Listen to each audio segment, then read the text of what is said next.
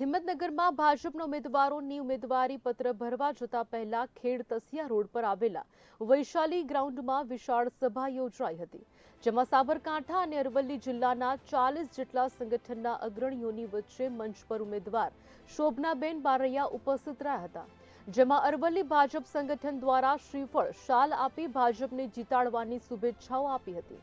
ત્યારબાદ વિજયનગરના વાડિયાવિનના શાંતિગીરી મહારાજના હસ્તે પૂજન અર્ચન કરી શોભનાબેનને શુભેચ્છાઓ આપી હતી। વિજય સંકલ્પ રેલીનો શંખનાદ કર્યો હતો। આ વિજય સંકલ્પ રેલીમાં કહી શકાય કે ઉપસ્થિત ભાજપની મહિલાઓએ પણ હથેળીમાં કમળ દોરી એક કમળ દિલ્હી મોકલવાના શપથ લીધા હતા। સૌ ઉપસ્થિતે 5 લાખથી લીડથી જીતાડવા માટેનું આહ્વાન કર્યું હતું।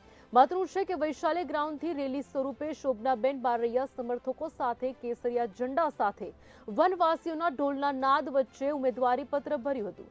વિજય સંકલ્પ રેલી હિંમતનગરમાં વિવિધ માર્ગો પર થઈને પસાર થતા સમયે ભાજપના ઉમેદવારે સૌને નમસ્તે કરી આભાર ઝીલતા જોવા મળ્યા હતા। લોકસભાની ચૂંટણી 7મી મેના રોજ જ્યારે યોજાઈ રહી છે ત્યારે એના ભાગરૂપે મેં આજે મારું નામાંકન દાખલ કરી દીધું છે।